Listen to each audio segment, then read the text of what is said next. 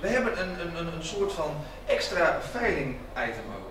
Ja, dit is super jongen, om dit mee te maken. Ik het enthousiasme van alle mensen omheen, van de squallen, van ondernemers, van de burgers van Boetenpost. Zeg maar. Dus het is grandioos om dit mee te maken. Ik ga geen wankel aan gehad, meestal ben ik positief. Ik ben juist er even stiekem wij even terug, want het was juist een ondernemersjongen.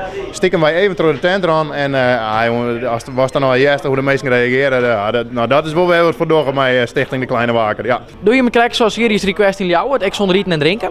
Ja, we gaan 3 dagen en 2 nachten zitten we hierin. En dat houdt dus in dat we net eten.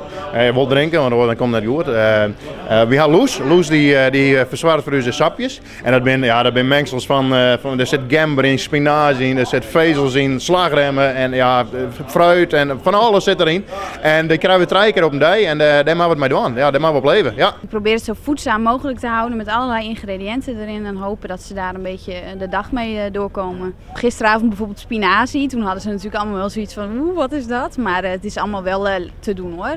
Ja. Het is wel zwier, want radiomeisje vergt ontzettend veel energie, want dan moet constant op 100% wezen. Dat gaat dat nou heel super. En we zijn ook die treien en ik voel me nog heel goed. Ja.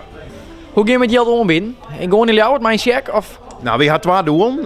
Eén daarvan is Series Request in Ljouwert.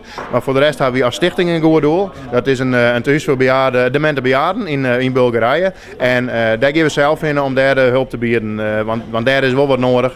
Het is net zoals in Nederland dat daar geld voor is vanuit de Mierskip. Vanuit het Rijk, zeg maar.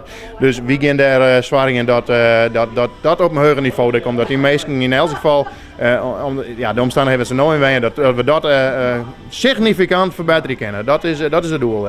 Ja.